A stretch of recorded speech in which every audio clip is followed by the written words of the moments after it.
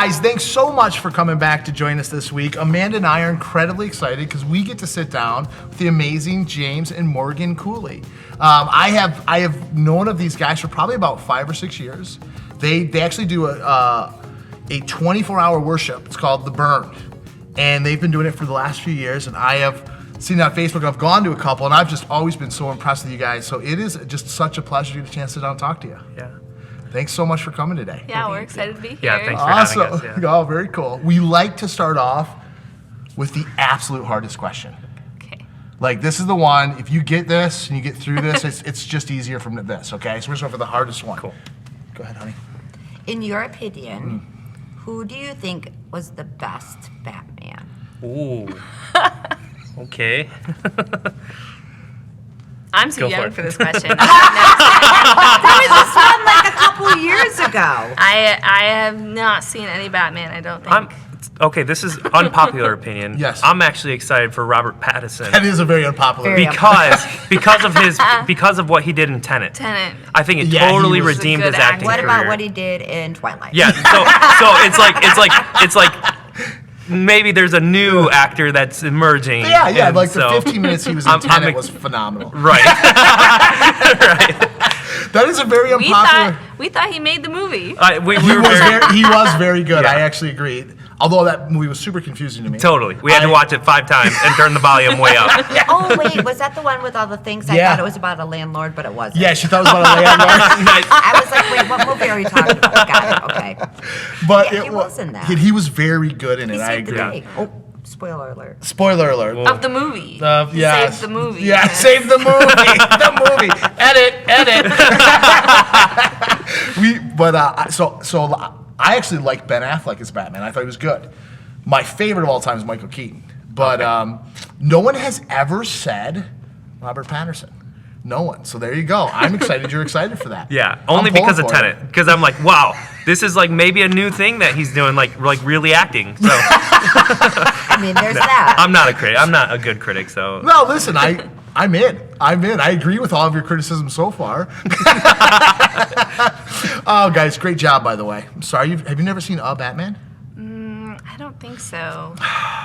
Well, I think we have a quest for you then. I think maybe I saw The Dark Knight. I don't that is a remember. Batman. That's That is Christian a Batman. Bale. It's Christian Bale. I thought it was really boring. Oh, I agree. Christian Bale was boring. He's my favorite. Oh, that's great. Well, guys, thanks so much again for doing this. Really, how we kind of like to start and kind of just open the conversations. What we really are passionate about is what Jesus Christ has done in people's lives. And I just would love to hear like each one of your testimony. Like, how did you grow up? What that was like? How you encountered Jesus? And then after that, I'd like to just kind of talk a little bit about what you're passionate about right now, what you guys have going on, but I'd love to hear your testimony. Whichever one wants to go first, take us away. I can start. Go ahead, Go for yeah. it.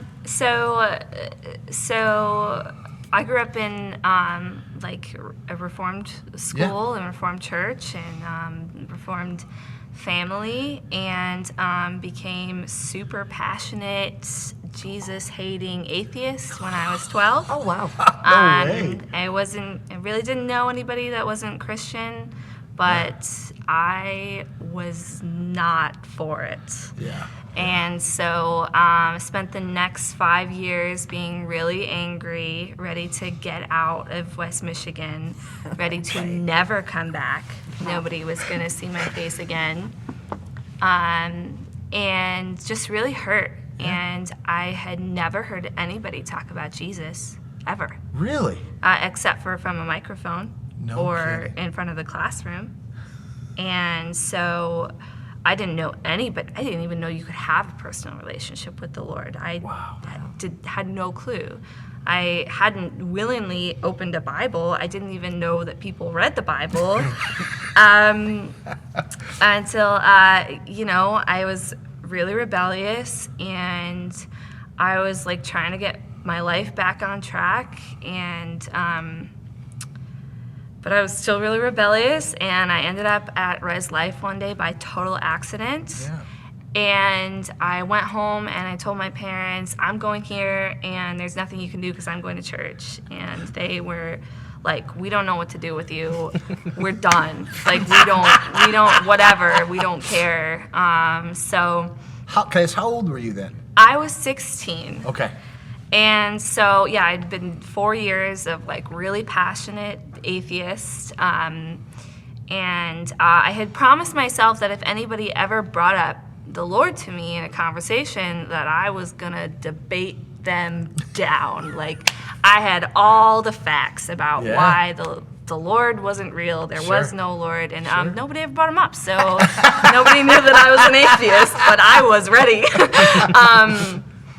So I started going to Res because the first day that I was there, first of all, I was in love with music. So, you know, there was something different happening there. But I remember being there and being like, okay, first of all, this will really make my parents really mad. So, like, bonus.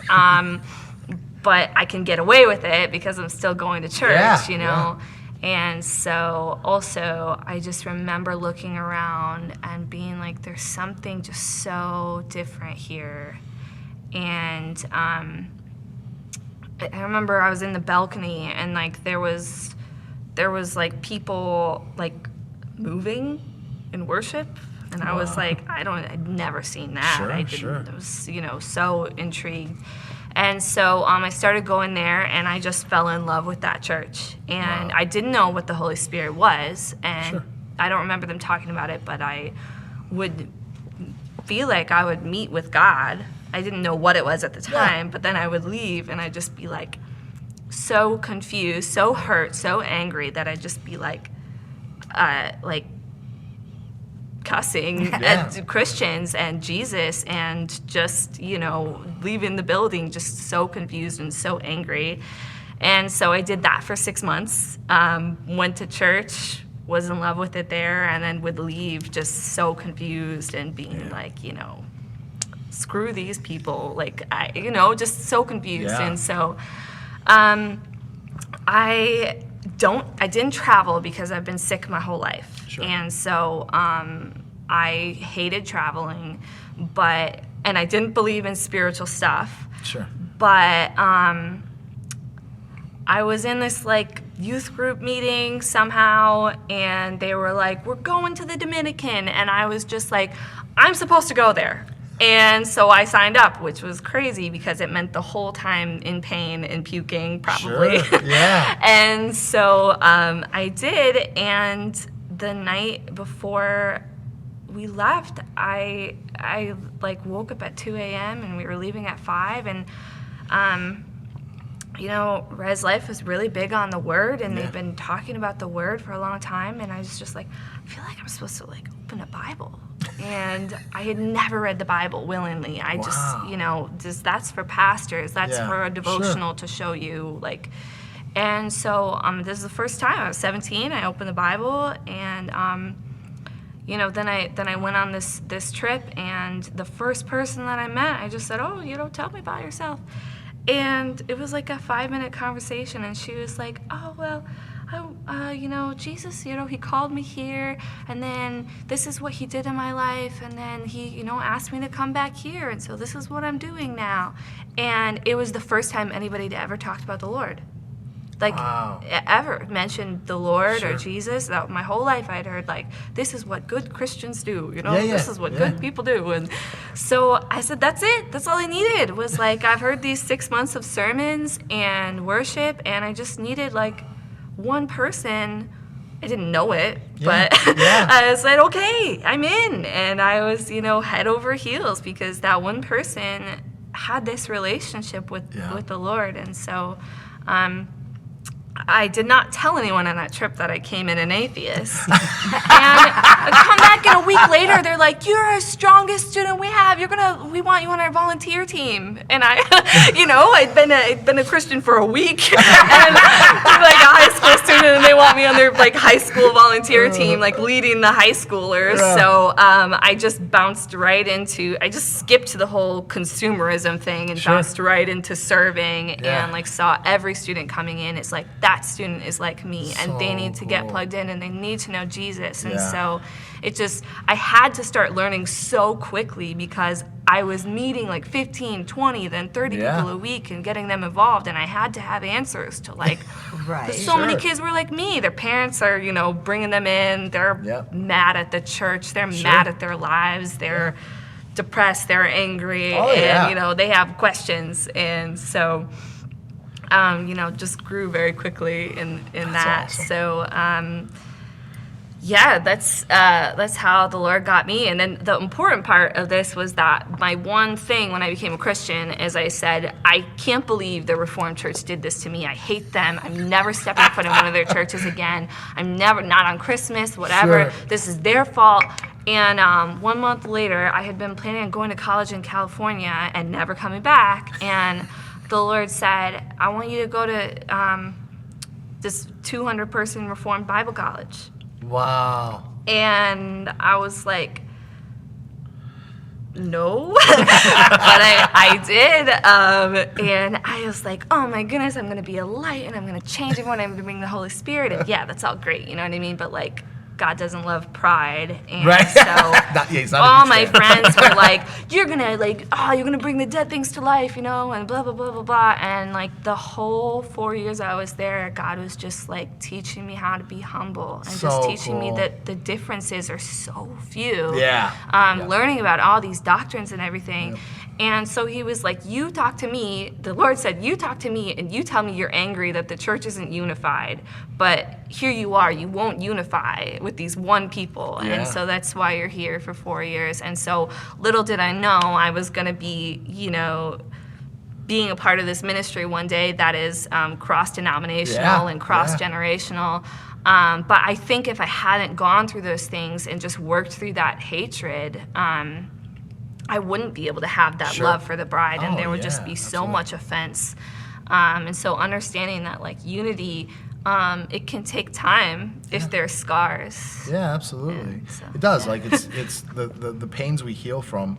That when you have a scar, that skin is the strongest part, Yeah. right? Because you healed, and But it's also the tenderest at the it's beginning. also the It tenderest takes at the time. beginning. Yeah, it always takes time, and it's really interesting. I love to hear people's testimonies and stories. But if I can ask, so you were like 12 when you decided you were. Yeah. I'm gonna be a hard. Well, and obviously, your relationship with your parents was a little up and down. Yeah. What do you think in your mind caused that feeling aside? I know there's a lot of parents that probably have kids right now that are maybe they're a little rebellious or maybe they're angry, and what do you think for you was like a trigger for that? And if when you look back on that, what could your parents have done to maybe help you if they had known all the answers? Like, what would you do if you had a daughter in the same spot? Well, growing up, my dad was pretty high up in the church, but he wasn't really a big fan of like Jesus. Sure. And I think just It's hurt. kind of a weird statement, right? Yeah. Yeah. I think that he was hurt like me. Yeah. And for a longer period of time. Yeah. And grew up in the same thing I did, Reformed Yeah. school and Reformed church, and that's who you know and that's who you are. And my mom, she grew up knowing more of a relationship with Jesus and being a missionary kid, and I think a lot of her life with the Lord was actually pretty hidden. Like Sure. her devotional life, she didn't really talk about it, but she had it. Yeah. And for me, it was that one 5-minute conversation. Now I know sometimes it's a lot of seeds planted, and then all of Sure. a sudden there's a harvest. Yep.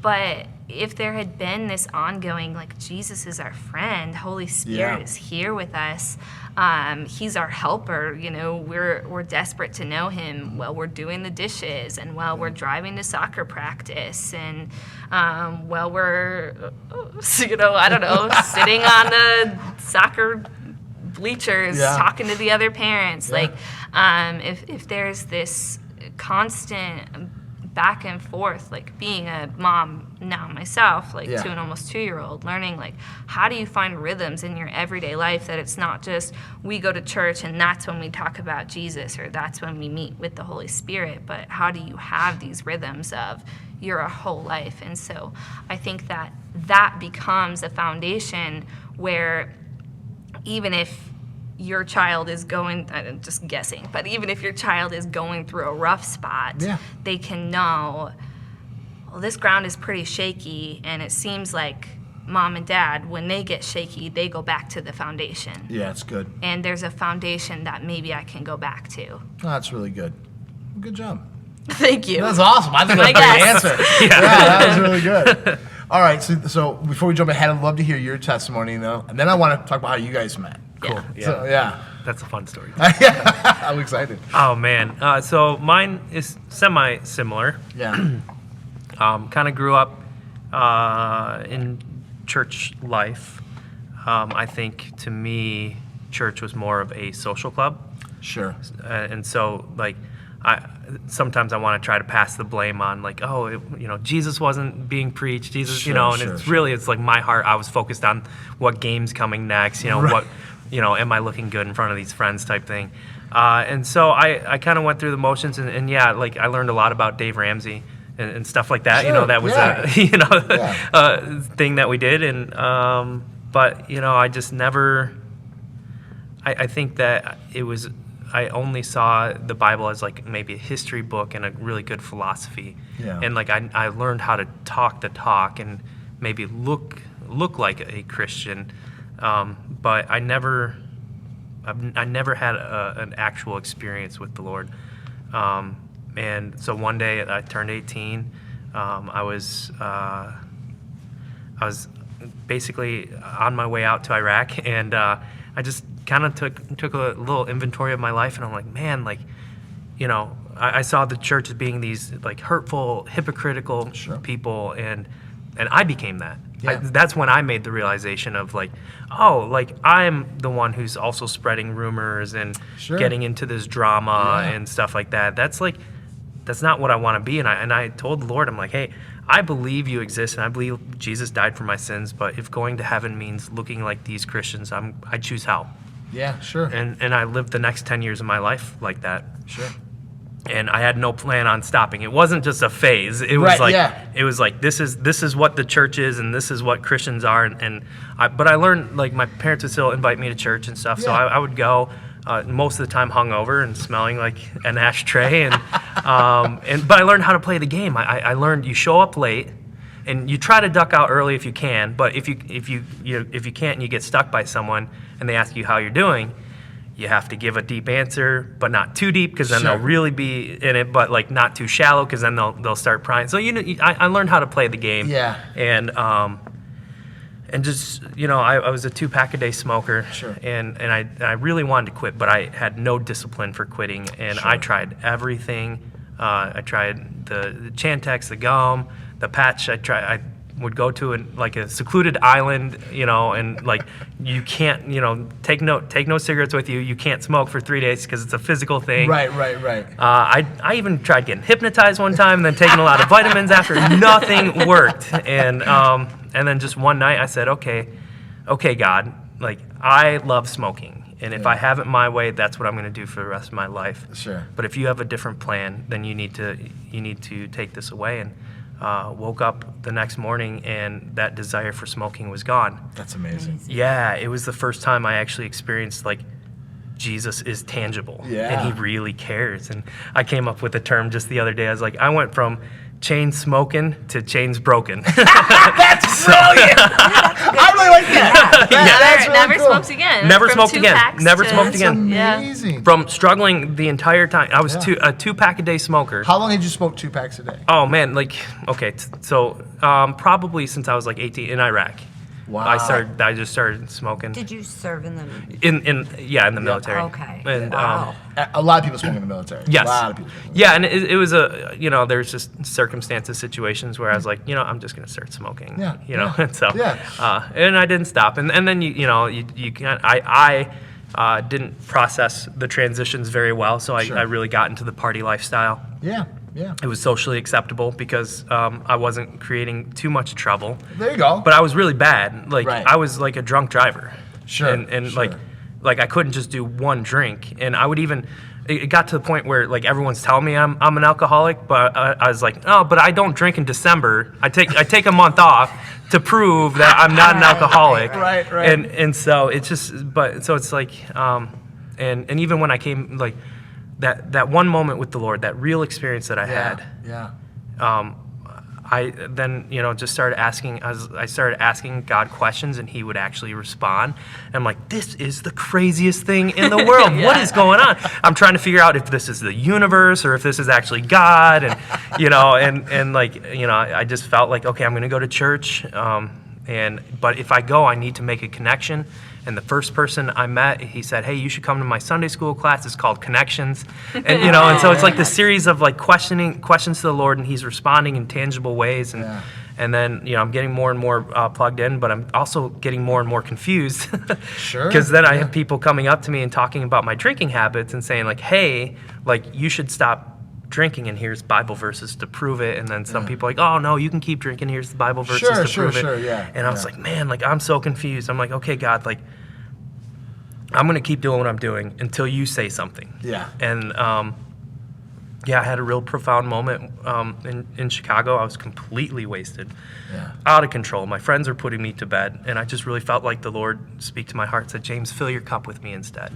Brilliant. And it's just like, it was those tangible moments. And sometimes you have the revelations, in the Bible first, and then you have the experiences, and sometimes you have experiences, and then, the revelations come. And I think a lot of it was just God just showing up in tangible ways. I'm like, God's like totally real. This is like, and once he became like completely real, I was like, there's no turning back. Like I'm all in. And so, and that's just that's How old do you think you were at that point then? 30. 30 years 30, old. 31, Very cool. Yeah. I would have thought you were younger than 30 now. No. You're right. Honestly, I thought you were much younger than 30 now. Yeah. Good job. I don't know what you're doing, but keep it going. That's all that smoking. Right. Yeah. I just put a bit of That's the Holy Spirit right there. Yeah. That's amazing. Like, I got saved at 31.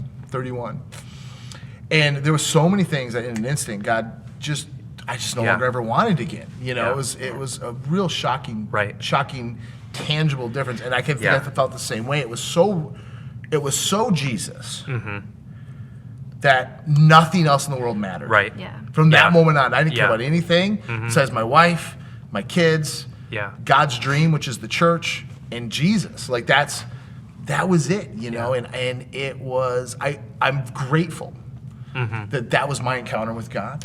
I wish it would have happened at 18, 16, 17, but it happened at 31 for me. Yeah. But I love hearing those stories, and I think, I also think like, even you talk about cigarette smoking, it is a God thing. It is a God thing.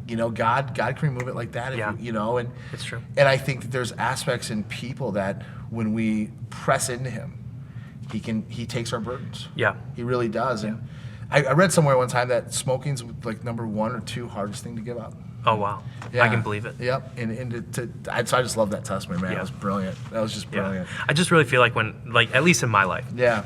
When God speaks, when he speaks, like he gives grace for what he's speaking into. Absolutely. And so you can walk it out in confidence and going, oh no, like God spoke this, like I can walk this because I know he's also given grace to walk it out. So brilliant. I think he's also so gracious in knowing like, okay, not that you need proof, but he's gracious enough to be like, okay, I'm the only one that can do this for you. Yeah. So it builds that confidence within inside of yourself, like this is real. It's not just the universe or anything, right? Like it's really like, because only God, by only God it could be done. So I think he's also just gracious in knowing what we need for that experience. Right. Yeah. That's beautiful. I can I dive into something with both of you guys a little bit? So listen to your testimony. Like I obviously I didn't grow up in a Christian home, and I didn't know Jesus. Didn't even understand any Bible. I mean, like you were a hardcore atheist. I was just like a guy who didn't believe. Yeah. I wasn't anti-Christian. Matter of fact, I always admired Christians because they seemed nice, and they seemed like they were trying really hard. You know what I mean? I was like, oh, you're trying really hard not to do the things I'm doing right now. Good for you, buddy. And that's how I felt, right? And I will say this, I never in my life And this is what I want to get into. I never in my life thought of Christians as really hypocrites. I thought they were just giving it a really good go. Does that make sense? So when they would talk to me about things they thought I should give it a really good go at, I just thought, no, I'm good. Interesting. Does that make sense? And then I remember like listening to you guys talking, like, you know, the frustrations you had with the church and the frustrations you had with the church, you know? I love those, right? And I think one of the things that I have come to, I would, you know, I've been a pastor now for a little while and love every minute of it, right? Love every minute. But a lot of young people get frustrated with the church. And this is my theory. That's my belief, I guess I would say. Is that very often until you have a tangible relationship with Jesus, you're actually just following man's rules. And when you decide you don't want to do that anymore, right? When you decide, you know, I don't want to live this Christian lifestyle anymore, or you start struggling with living that Christian lifestyle, then you almost in your heart blame them for that. Right. Because they were forcing you to do something you didn't want to do. Because that foundation of who Jesus is and who God is wasn't actually in your heart. Yeah. Does that make sense? You were following what their revelation of Jesus was. Right. And it's interesting to hear you guys because you guys both went through some sort of struggle with your early church life. When you look back at those years now, what do you think the fruit of it was? I mean, I look back and like my mom wrote a song we just recently, she played it for us recently, and I'm like, and she wrote about the things that we talk about, like fellowship with the Lord is not about right and wrong, and you know, and I'm like, I just had that realization. I'm like, whoa, like this was here the entire time, and like this wasn't the church. This was just me not being able to receive. Like the church was talking about it. And I just didn't, like, I think maybe I was just puffed up or whatever it might be. Oh, sure, And, but man, I always look back and I'm just so thankful for the people who would, you know, you see like memories pop up on your Facebook and someone writes on your wall, like, hey, praying for you, missed you in church or something. Or those times when people had invited me knowing that like I'm not like there, you know? It's just like, man, like, this community never gave up. And I'm just so thankful for all the prayers that I didn't even know people were praying. You know? And so, I think that the seeds of just realizing like, oh, there's more going on than the way I tell the story. So good, man. That's great. How about for you? Yeah, I mean, I would say that just realizing, like, I think most of us in America, most because the divorce rate is 50%, don't know much about people who really love their bride. Or who love their spouse. And figuring out that how often you see someone who will blame their spouse just for who they are as a person. And preach, girl. Preach.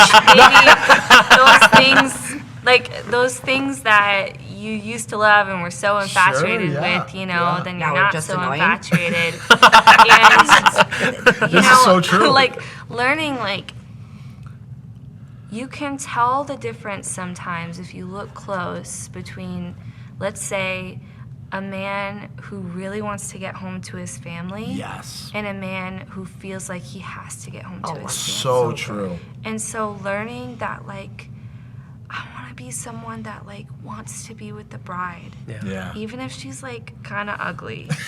And, like, God says that, like, she's, you know, not that righteous. You know, so some words that the Lord uses. And, like, you know, it's like learning that, like, okay, you can see somebody as the source of all your problems, and how many of us right now are doing that as the 100%. Person I live with is the source of all my problems. So true.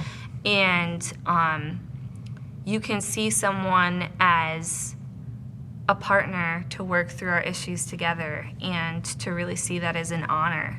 So I just have learned, it's like, okay, like if Jesus calls this his bride, then like who the heck am I to be coming in here and being like, you're doing this wrong, you're doing that wrong, you're doing this wrong? Because how does that help? Who wants like a man that comes home and is like, the kitchen is a mess, there's like, okay, like let's do this together. How can we? Let's do the dishes together. So like I want to be that person that comes in with the bride and says like, all right, I see you're having trouble with your 2-year-old.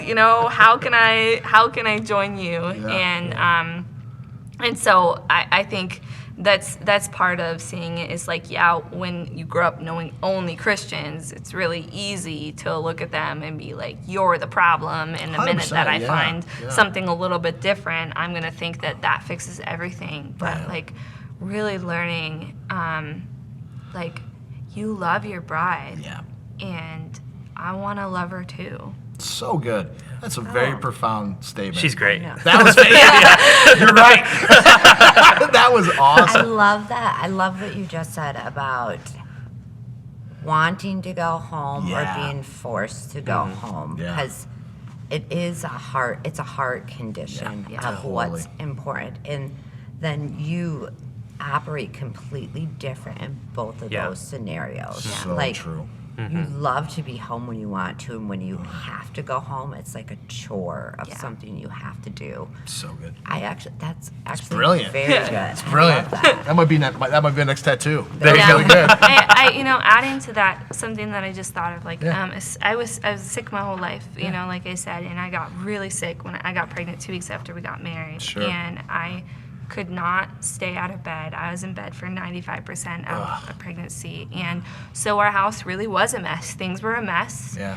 And I was sick. And like, we loved that year. I mean, it was terrible, but I we get loved it. that. We loved being together. And like, if your bride is sick and if her house is a mess, like, you don't yell at her for it. Right. You be with her in the sickness and in the mess. So it's brilliant. Just thinking about that, like, that's the kind of husband that I think Jesus is. And sometimes 100%. He clears out the tables and, but That's brilliant. I remember Andrew, when I was one of the first couple years I was at the church, and I remember like I would sit in the church and I'd look around, you'd see stuff, you just see stuff. And he preached this message one time, and he said, everything that he goes, everybody look around the church. Everybody kind of looked around. He said, everything you see here that's missing is because God brought you here to help fill it, not just attack it. Yeah. And I thought, now I know my purpose. Yeah. Now I know my purpose. I remember it wasn't that long later. We were living in California. We planted a church in California years ago.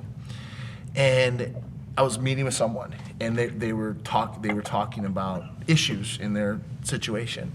And one of the things I said to him was like, I've been married. At that time, I think we'd been married 17 or 18 years, but we've been married 22 years now. Mm-hmm. There's days on the drive home. What was it? What was it? Did I say the wrong year? Lord, I repent. How long? 21, right? Yeah. What did I say? 22. We're heading towards 22. Okay. Is what I meant to say. But there's times, as a husband, you're coming home and your wife might be not in the best mood, right? But I still, that's the only place I really want to be. Yeah. I want to be home, even if Mandy's having a hard day, even if she's not happy, if the kids are out of control that day, or she's emotional that day, or frustrated that day. I still want to be there, even if I gotta hide in my own house. No, but I want to be there. And the same with me. When I'm in a bad mood, she wants to be home. So for her, it's probably she wants to be home, so we can try to me not be in a bad mood anymore, and I want to be home. I don't mind if she's in her process of frustration. I just want to be around her. Yeah.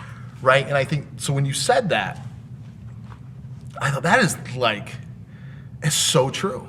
I love Mandy at her best and at her worst. And I hope Mandy feels the same way about me. But it's such a great analogy. It makes it such a tangible understanding. It literally is one of the most profound things I've heard in a while. Yeah, I That was totally agree. excellent. Thank you. Because I think everybody can relate to a marriage, whether you're married or not, Yeah. right? Sure. Like, you see it. Right. It's easy to relate to. So it does make it more relatable in a 100%. human sense, right? Because it is hard to think, okay, Jesus and the church is his bride, but like, how do you fit Such a good into analogy. that? Yeah. Do you know what I mean? Yeah. Because it's kind of like everybody's a bride. Yeah. Yeah. How does that? It's different, but it does make it more tangible. I think So it's good. amazing That was great. Yeah.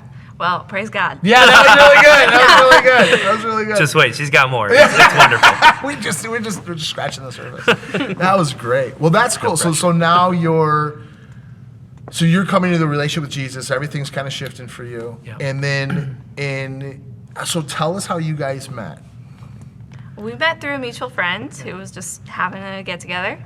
And I had started teaching music, and he had been a Christian for like a month, and had picked up the bass as the Lord told Are him you kidding? to. Yeah, I just felt like when I'm like, okay, I'm gonna call myself a Christian, not just spiritual. I'm Wow. a Christian, Yeah. and I just really felt like the Lord say, okay, pick up the bass and start a band. Yep. So we started, No prior like You experience. never played an instrument? He goes, I Dude, that's started this legit. band, and I was like 20, I don't know, 19 or 20, and I had taken 8 months of a break from playing music, and I was playing, in res. I mean, Yeah. it was a big deal. Yeah, that was a big deal. So 8 months was a big deal for me to take that long of a break because the Lord told me to, and He said, "I'm going to tell you when to do it again." And I definitely didn't think it was gonna be like with some non-musician running this band. I was on one string and I had every note like taped on to my bass, so I knew which one to. Amazing. Yeah. So he was like, "Do you want to join my band?" And I was like, Wait. I was like, "Oh, Wait, you started a band and you didn't know how to play anything? Right. Really?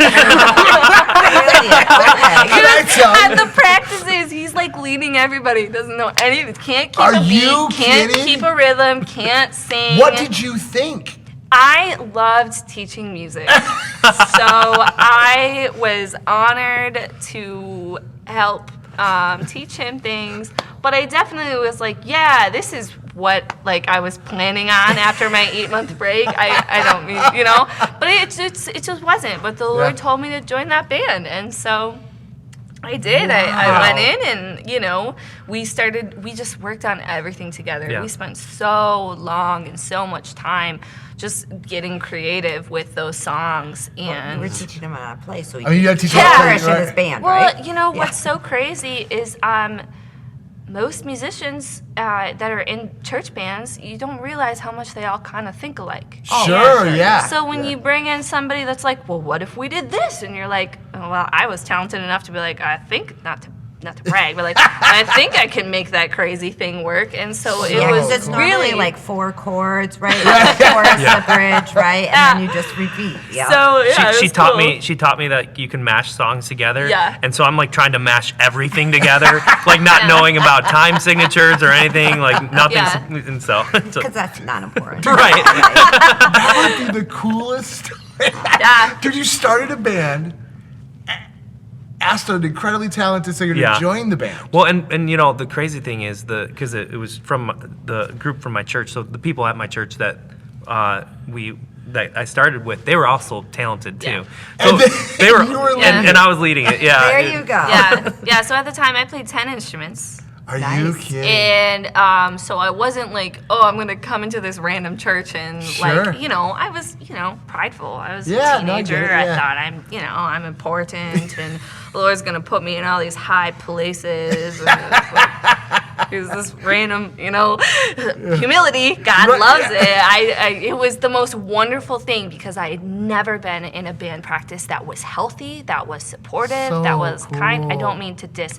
There No, were I people understand. that were healthy in some of them, but Yeah. there was a lot of bad attitudes. And so I walked into this and I left that first practice and I said, that was the only healthy band practice that I've ever been a part of. I didn't even know that it didn't have to have so much stress and anger, and then all of a sudden you go, okay, we're starting. We love you. And so it was just the most healing experience to be like, So music cool. can be fun, music Yeah. can be joyful the entire time, and so it was just a wonderful pairing. That's amazing. And then how long after you joined his band? Sorry, I didn't mean to laugh. How long before you guys started dating? Well, what was the name of your band? It was called No Big Deal, NBD. Oh, nice, nice. Oh, well, we were very good friends. We were very safe friends, and we Yeah. were both single for life. So, We had no intentions of ever dating or. No kidding. We were, well, there were so many things that made it so many things. that made it easy for this to Yeah. happen. Number one, we're 10 years different. Sure. So yeah. that right there, we're like, oh, okay, like It's super easy. no problem. We're just friends. This is cool. Right. And then like just my past, I was hurt Sure, I from understand. past relationships, Yeah, and I so get I'm like, that, yeah. so I made it righteous. You know how we do that sometimes. Yeah. Right, yeah. And so I was like, Oh, oh, yeah. yeah, God's called me to singleness for life, and it's really because I just had been hurt so many times. Sure, yeah, so, yeah. but it's something I held on to, and I was truly okay with it. And, Sure. and a celibate, and it was just like it was all about the Lord, and that was my focus. Sure. And I had no intentions of ever dating or going, marriage or anything. Yeah, So yeah. you're pretty similar. We loved to be extremely cynical about marriage and relationships every time we got together. Yeah. So very godly. You know? Yeah. But I think probably every time we got together, we said something terrible about marriage. So Did you crazy that we really? ended That up is awesome. here. This is super He was in my defined. Yeah. basement, be like, "I'm never hanging out with another girl again," and I was like, "Do you want to leave?" Or like, he's Yeah. like, "No, I don't mean you. Like, I don't. It's nobody else. You know." It was very clear, and so Really? Yeah. we did so Yeah. much together though. We did so many projects. We ran after so many things with the Yeah. Lord because it was like, James just came in and was like, well, what about this and what about that and what if we did this and what if we Yeah. did that? He was the only person I ever met that actually made it all happen, and so awesome. it was really fun, and we were very, very close, and even our family members were aware. Like there was times when my mom was away, and she was like, "Well, why doesn't James stay here? Because I know nothing will happen there." So, there are times that my, very, conservative mother was like, "Why doesn't your male friend come sleep here, to keep you safe?" And so. And it was great because we'd stay up till 5 a.m. worshiping Yeah. and just Awesome. talking about Jesus. It was wonderful. Yeah. So yeah, I was. So how long did that happen before you got? Oh, Like, a how couple did you decide years. to date? Tell me, I'd love to hear that. Oh, okay. This is really cool. We gotta like keep it short though.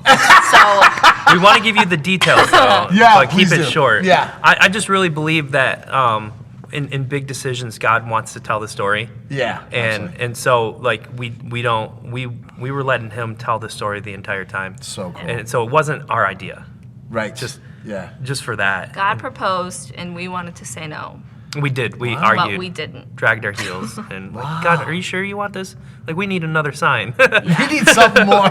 We yeah. said yes More though. definition to this. Yeah. word. Yeah. Define Who the brought it up relationship, God. first? Yeah. So literally at the same time, the Lord spoke to us differently within 3 days. So first of all, I was very sick at this time. By the time I was like literally like looking at like by next year, like am I going to need to be in some kind of like care Sure, facility? sure. I was very ill. Sure. And I had some diagnosed conditions that, let's say, make it that you're never going to be anybody's wife. Sure. So it definitely was far off the table and had been off the table for a long time. Gotcha.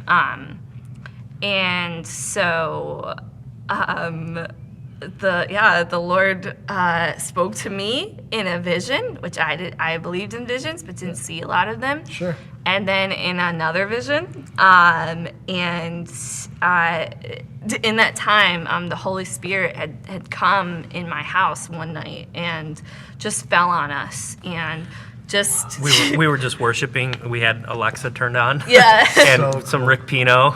Yeah. And then, like, we're on opposite sides of the room just bawling because Yeah. God's doing something different Yeah. in our hearts. Yeah. And for me, it was just like a light switch.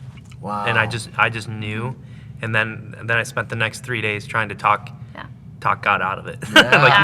No, I know you said this, but like, Sure. why? Like, I'd given him all my reasons because we're safe friends. We got all these things, Yeah. And Yeah, so I saw, I was driving and, 2 days after that, and I saw a vision, like a movie screen in front of my eyes of our wedding. Wow. And I was like, I don't know what to do with that. We weren't those people that was like, oh, we're single, but like really, Sure. like we're not. Like Right. we were like, no, and so I was like, okay, God. Like, I was like, I rebuke you, devil. I really was, because I was like, why are you trying to screw up my, like, my friendship, right.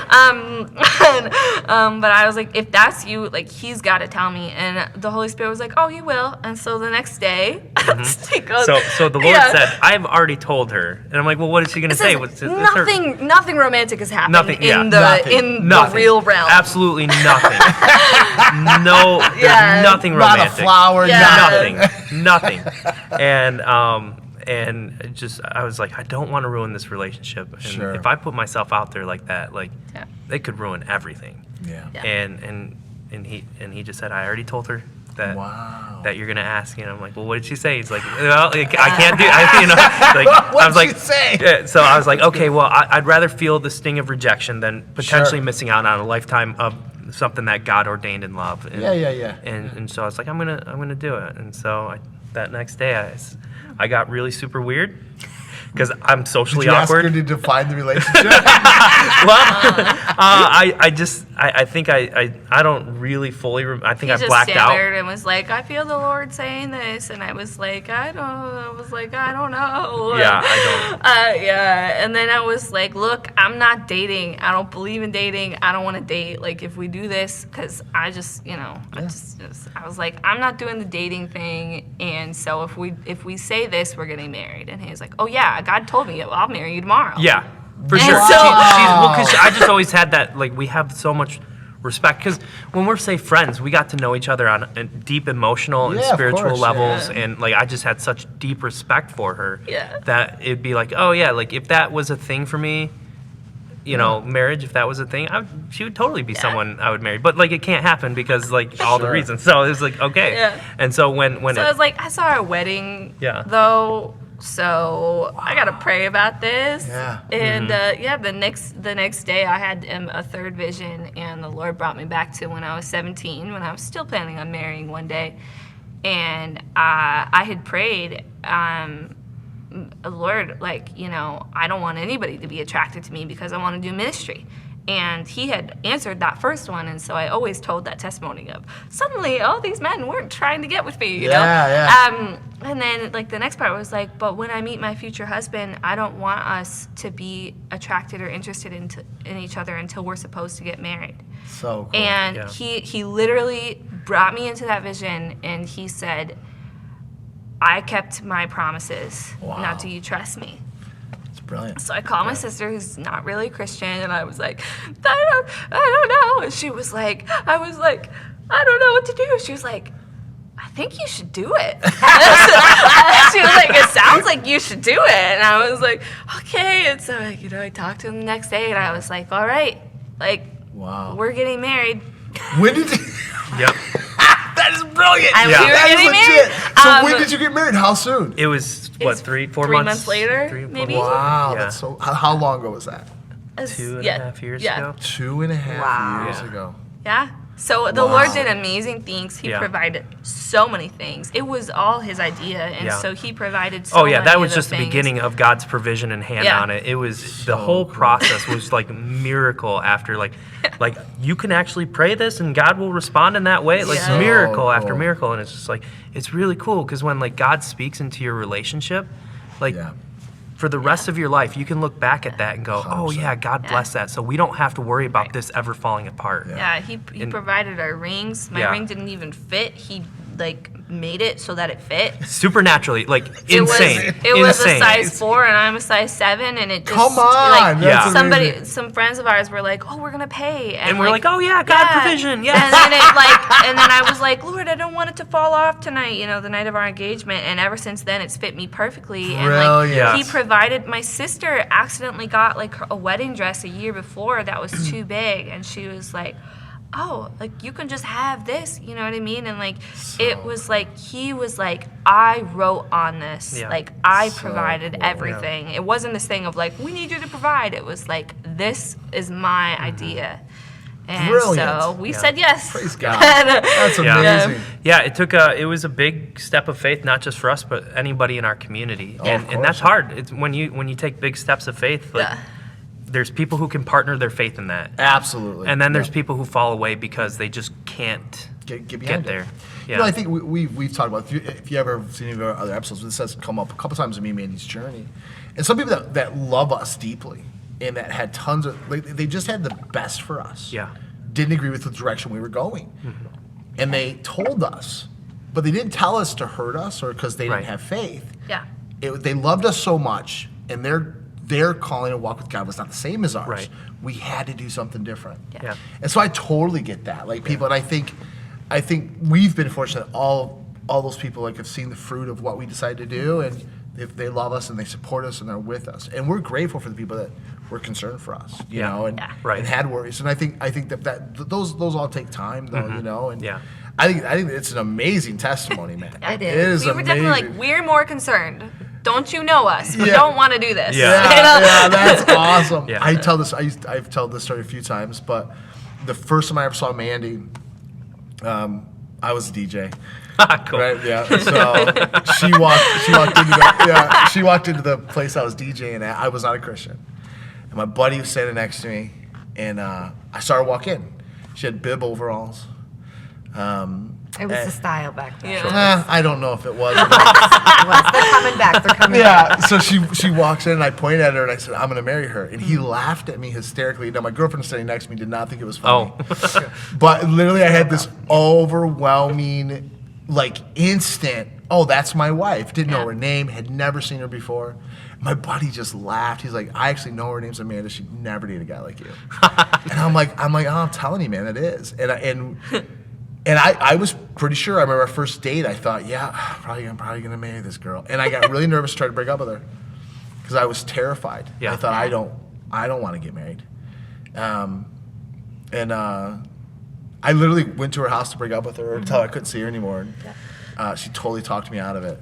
And I thought, this girl's good. And I left, and I knew, I was like, this is gonna be it, you know.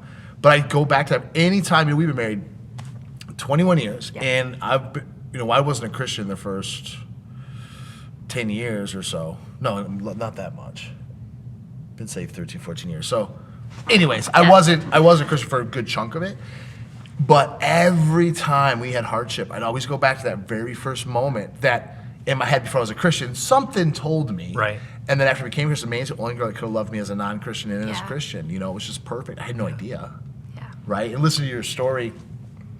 I think it's brilliant, and it's so God, right?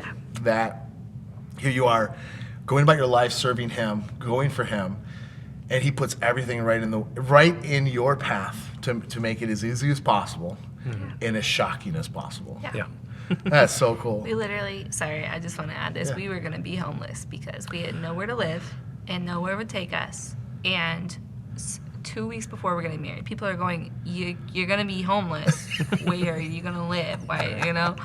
And these friends text us and they go, "Hey, Lord told us to move in 2 weeks. Do you know anybody that like wants to rent this farmhouse?" And it was like right around the corner from where we were getting married and where we were looking at randomly moving to. And we were like, can we be those people?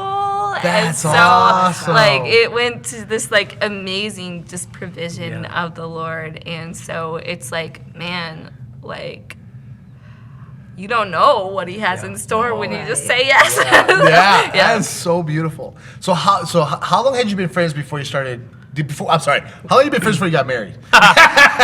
two years, right? Couple years. Yeah. So you guys been together as a friend and as a couple now for 4.5 years. Yeah, it would be 4.5 years Yeah. or so. 4.5 years, 5 years. So I became aware of well, I would say you at first, from your burns that you do, your 24 hours of worship.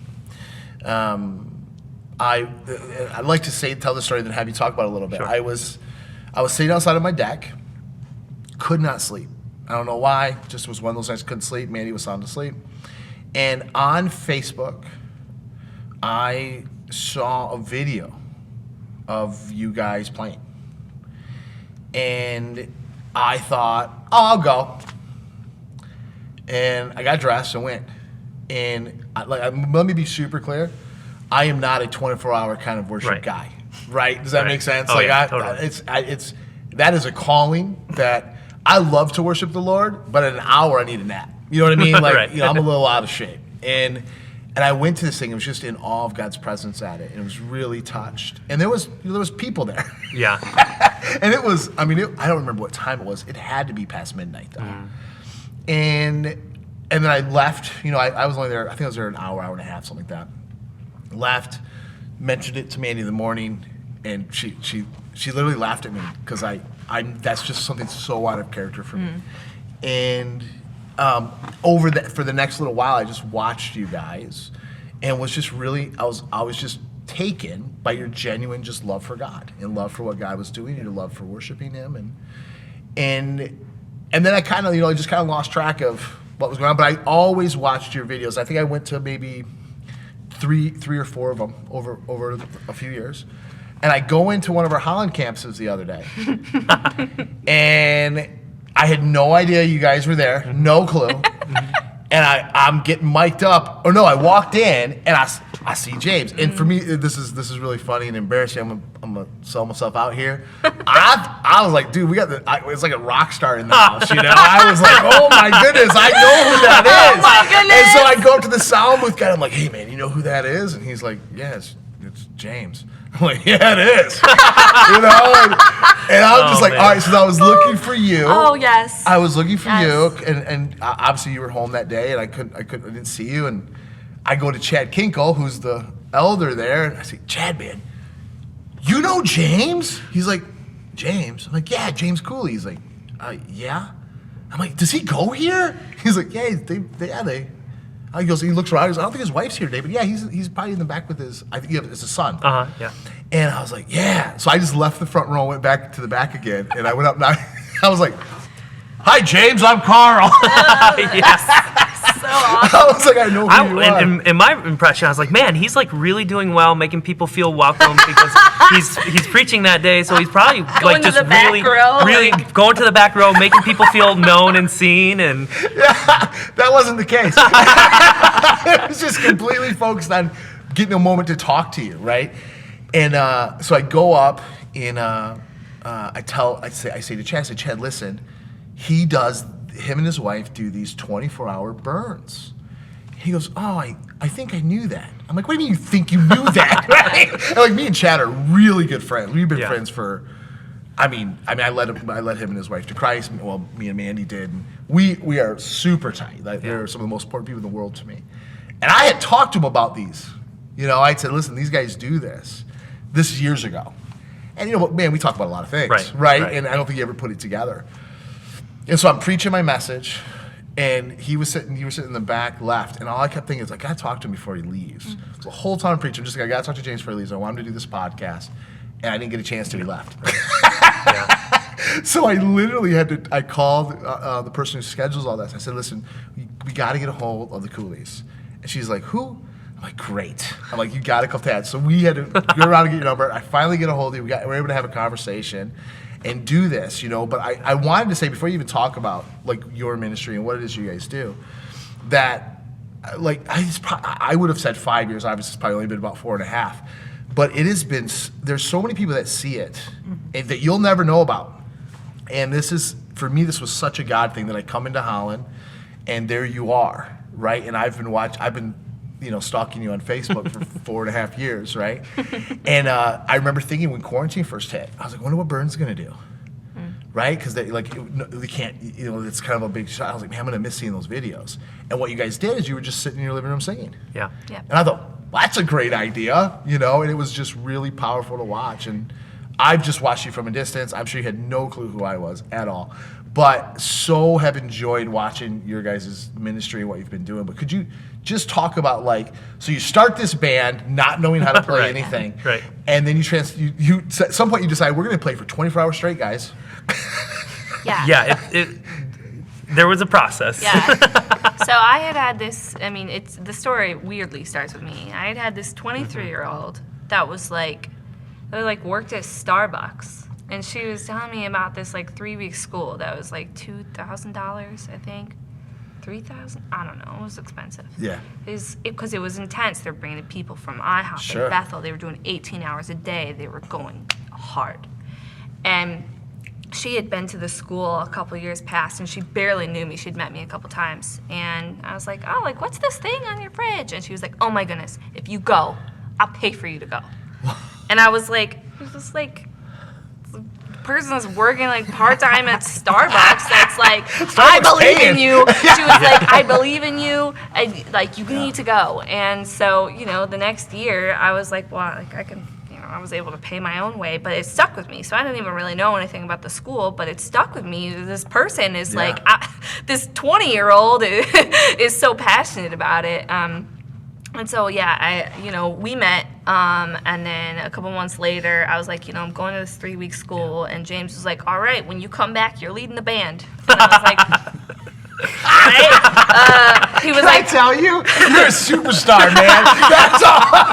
it's like, after 3 weeks, you're gonna know more than anybody else. So Than me.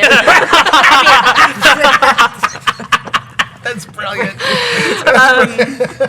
So I went. It was very intense, and it was led, by the Burn people. Yeah. And so it was very Burn focused, but it was about how to be. It was a worship leader training, Sure. and so it was, like I said, run by some of the people who started IHOP. It was, run by Burn people, and lots of different people brought in, and so learned a lot. And a lot of those techniques and things, brought back and have been a big part of my life. But I was telling James about, there's these Burn things It was that they do. way over my head. Oh, it was I was way still trying to over. figure out what Yeah. a mashup was, and then she's like Yeah. telling me like that worship is We're a like, how many mashups can I get? Yeah.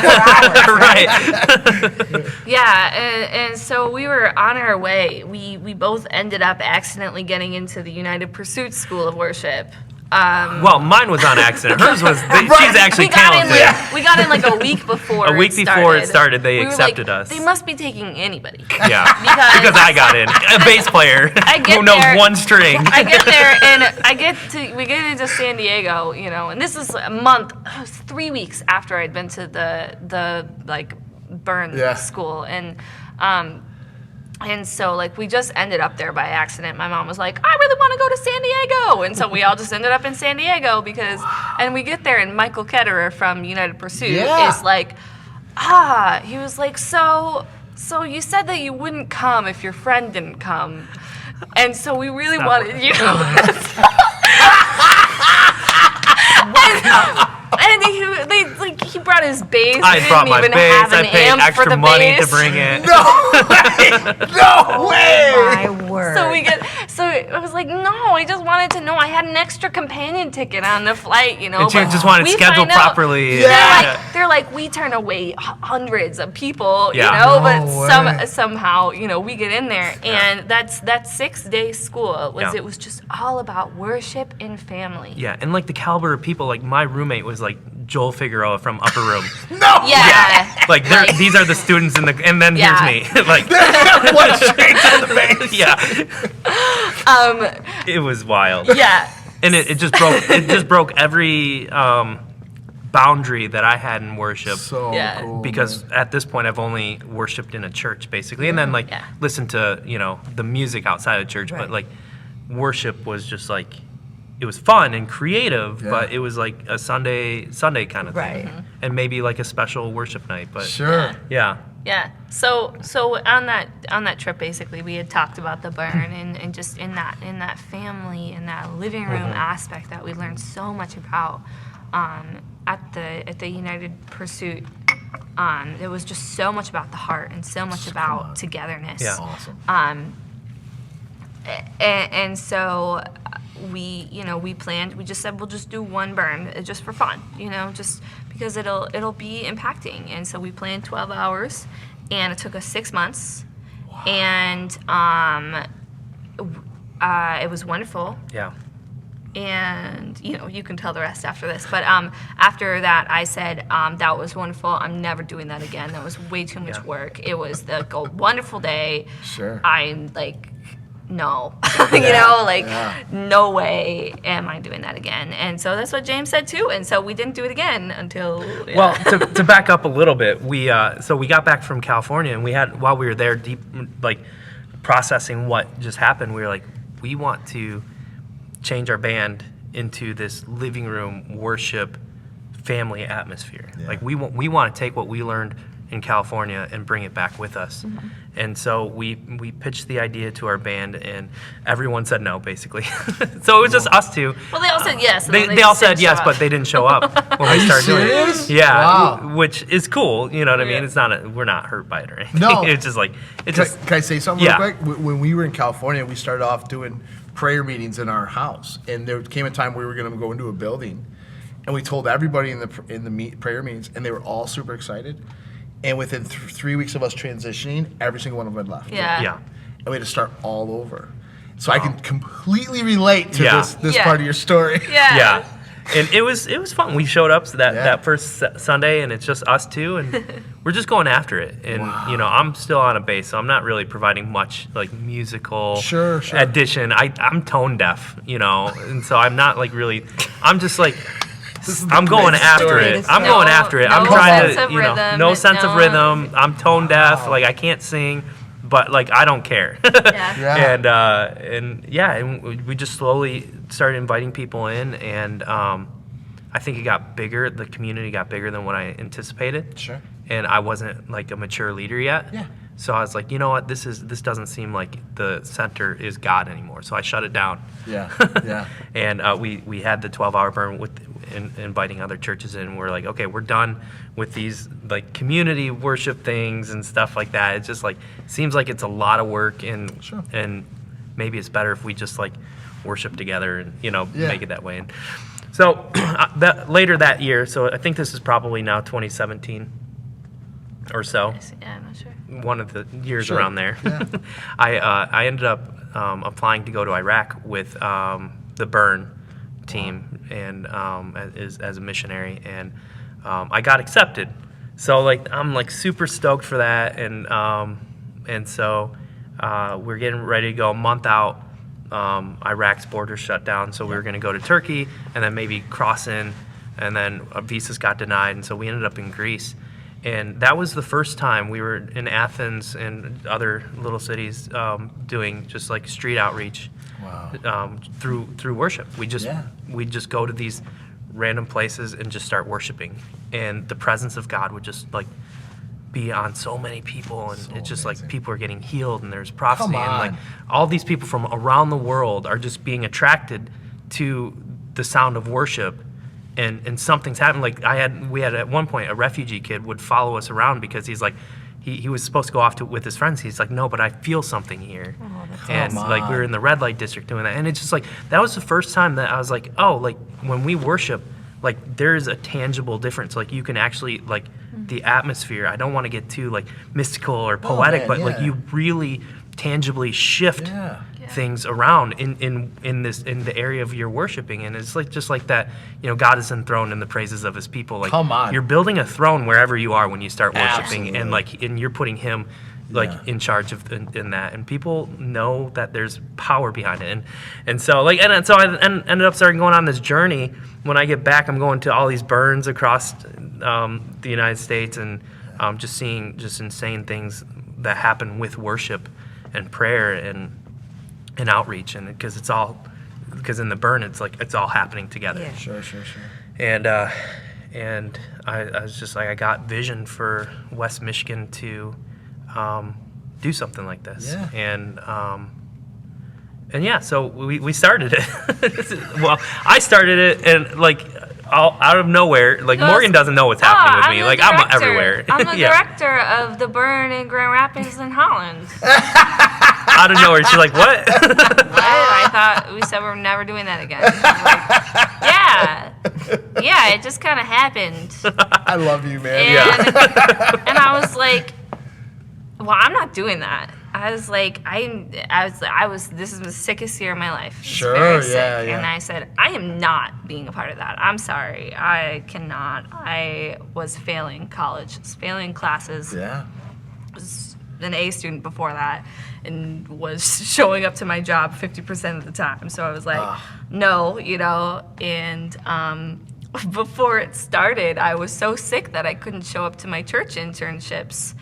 And there just wasn't enough time. And so we were like, well, what if I intern for the Burn? There's going to be 48 hours of worship, like 24 in Grand Rapids and 24 in Holland, every month. And so that's how I ended up involved accidentally by just being so sick that I said, I'll be able to show up for some of the hours. And and then when we did get married, they're like, oh, you're a director now. So you have an email. There you go. I don't know what year it was I went to the first one. It had to be one of your first ones. It had to be. Yeah. That's amazing. Yeah. That's amazing. And so you've been doing them now since 2017. I think so. Maybe 2018 officially, 2017 unofficially. 3 years. 3 years. We celebrated 3 years just now. But we did the first one before recently. that. So I must have gone to that very first one because it definitely was longer than 3 years ago. Yeah. 100%. Yeah. Yeah. Yeah. Wow, that's amazing. Yeah. So it's every month is really different, and we've done lots of different ones. I mean, it's been in lots of different cities. Sometimes it's 24 hours. Sometimes we've done 100 hours, 124 hours last February. Every time I told James, there's no way that's happening. Right. And every time God comes through. It's really cool. It's the really cool thing about them is that it's always different. There is no hour that is the same. And my favorite thing about it has always been that no matter who you are, if you're the person getting up there leading, if you're leading for 2 hours, nobody knows what's going to happen. And so you have to leave your expectations at the door. That's so good. And so everybody that comes is like, there's this idea and this understanding of, I had no clue what I was walking into. I didn't know if it was going to be a full band or if it was going to be one person singing some heart songs that I don't even know. And so you're filled in a room by people who all they committed to do was show up. Yeah. And there's such vulnerability there of all I'm doing is showing up. And I don't know what God's going to do. I don't know if some person is going to get up there and start saying things I don't agree with because there's different denominations and groups and different ideas. And just this submission to all right, God, don't know where you're going. We're just here to honor you. That's so good. I think that's amazing for the obedience that you have and just bringing everybody together. In a way, music touches everybody, right? It's hard to be sad with music. You know what I mean? It brings joy, and I think it's amazing. I do have one last quick question that I want to ask that I think anybody who's listened this far is just dying to know. Tell us. Have your bass skills improved? Man. Well, yes. Nice. Yes. You play guitar now, though, right? I play guitar now and ukulele, and I try to sing. Yes. Come on. Amazing. Yeah. And you're not a terrible singer. Oh, well, thank you. Yeah. I appreciate I've listened that. He enough started out a terrible singer. And there's times where it's like, oh boy, here he goes. Sorry. I mean, I've spent many hours with the Burn. So just in context, I guess I don't know if we ever even described what the Burn was. Sure. But it's just making these extended hours basically of worship and prayer. Yep, absolutely. Yep. And just to keep it simple. And, Yeah. I can go in depth and just the beauty of just sitting it's at the feet awesome. of Jesus. We could talk about that. But I've spent many hours clearing out the room with my voice. Man. Come on. just like I start singing and I'm way off. And it's like the 6th hour that I've done some worship, so my voice isn't even strong anymore either. But yeah, I just say if anything comes out of me that sounds good, I just say praise the Lord, Come because on. it's only from Him. Dude, that's Amen. awesome. Yeah. Yeah. Guys, So good. I gotta be. This has been such a joy for Yes. Amanda and I. Yeah. I've watched you from afar for a while and just really enjoyed your heart, and being able to hear your story and just hear what God's doing through you is so amazing to me. And I know it'll encourage every single person that sees this and hears this. So, guys, I want to say thank you so Thank much you so Yeah, much. for thank guys. being who you are and following the call of God in your life. Really appreciate Thank you. it. Yeah, thank you. Bet. Good job.